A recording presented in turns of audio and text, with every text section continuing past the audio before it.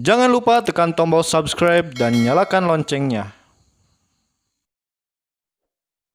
Assalamualaikum warahmatullahi wabarakatuh. Apa kabar teman-teman? Tidak bosan saya menyapa kalian yang ada di rumah di situasi yang masih pandemi ini.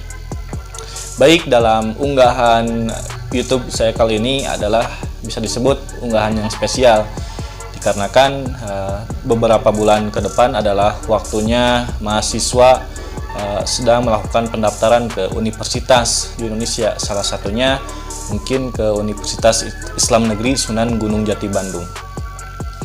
Nah, kali ini saya akan mengenalkan kepada kalian mengenai isi ataupun apa-apa saja yang ada di dalam UIN Bandung, dari mulai fakultas, jurusan, dan fasilitas, dan tentu hal-hal yang berkaitan lainnya dengan UIN Bandung. Kalian tidak perlu searching di Google untuk mengenal lebih UIN Bandung, tapi mungkin dengan video yang saya buat ini bisa memudahkan bagi teman-teman yang akan masuk ke Universitas Islam Negeri Sunan Gunung Jati Bandung.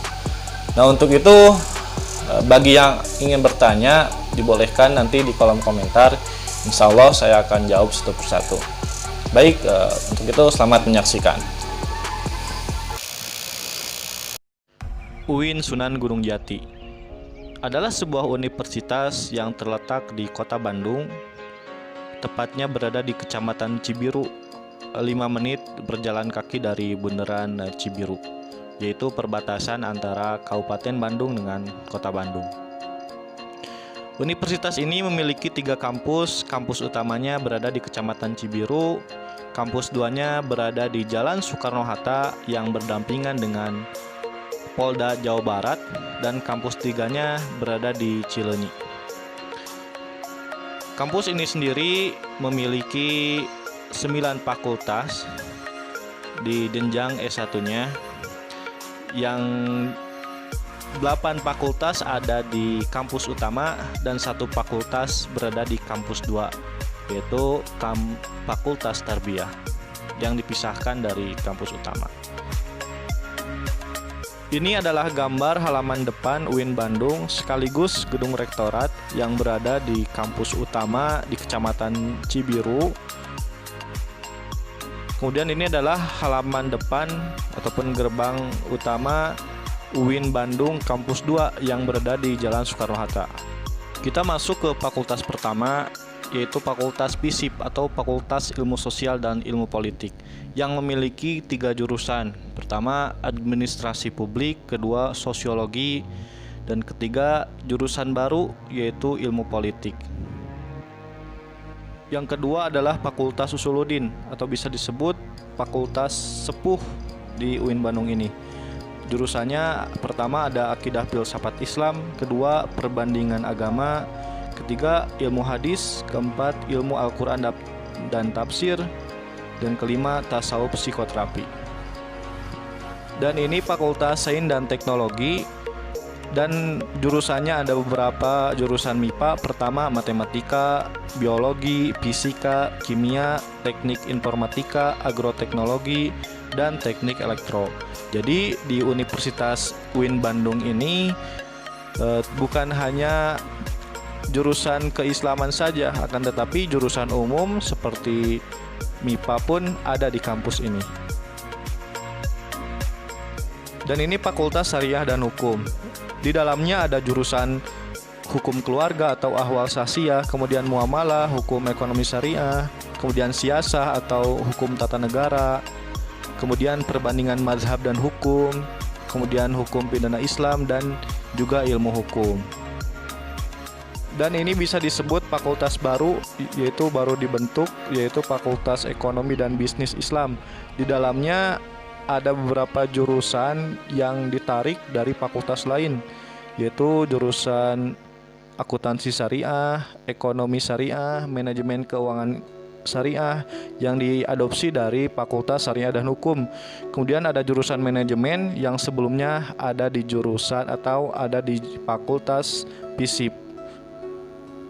Kemudian ada Fakultas Dakwah dan Komunikasi. Di dalamnya ada jurusan Bimbingan Konseling Islam, yaitu saya mengambil jurusan ini. Kemudian ada Komunikasi Penyiaran Islam, kemudian jurusan manajemen dakwah, pengembangan masyarakat Islam, kemudian 2 jurusan dari ilmu komunikasi, yaitu ilmu komunikasi jurnalistik dan juga ilmu komunikasi humas. Jadi awalnya fakultas ini adalah sebuah jurusan dakwah yang ada di Fakultas Usuluddin. Tapi kemudian jurusan dakwah dijadikan fakultas, dan di dalamnya ada 4 jurusan di dakwah dan 2 jurusan di komunikasi. Kemudian ada Fakultas Adab dan Humaniora. Di dalamnya ada jurusan sejarah peradaban Islam, kemudian bahasa sastra Arab, dan juga bahasa sastra Inggris. Jadi bagi kalian yang ingin belajar sastra bahasa bisa masuk ke fakultas ini. Dan di sini ada Fakultas Psikologi yang memiliki hanya 1 jurusan, yaitu jurusan psikologi. Nah, bagi kalian yang ingin masuk ke sini, harap untuk dipersiapkan karena bisa disebut jurusan yang ada di fakultas ini sangat banyak diminati. Kemudian kita masuk ke Fakultas Tarbiyah dan Keguruan. Nah, mungkin di dalamnya ada beberapa jurusan dan bisa dikatakan fakultas ini memiliki jurusan terbanyak.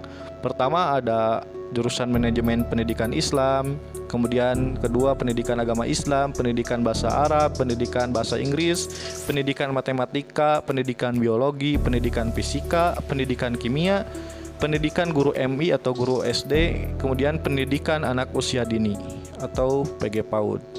Jadi bagi kalian yang ingin masuk ke dunia pendidikan atau keguruan, kalian bisa masuk ke Fakultas Tarbiyah.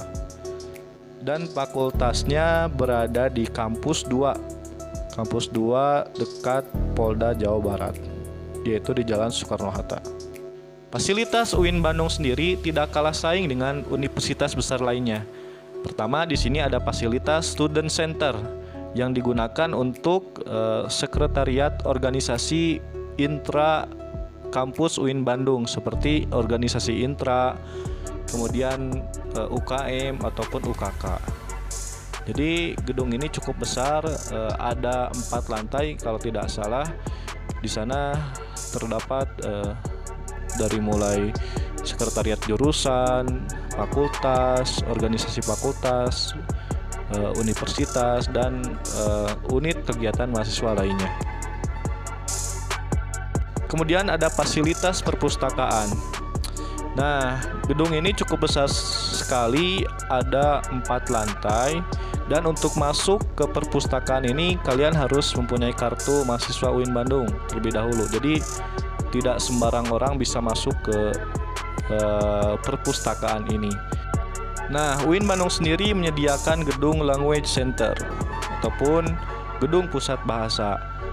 Di sini gedung ini biasanya digunakan untuk kegiatan tes bahasa ataupun kursus dan kegiatan-kegiatan yang berkaitan dengan bahasa lainnya.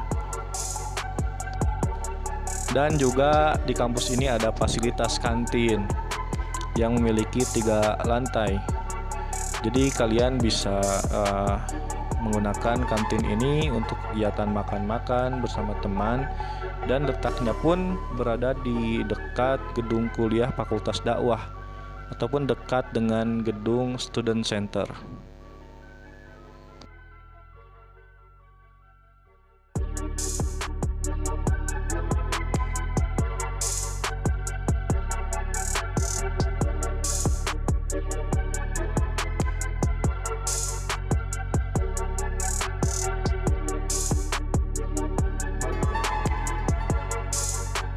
Nah, untuk masuk ataupun mendaftar ke UIN Bandung itu sendiri, UIN Bandung menyediakan beberapa jalur masuk.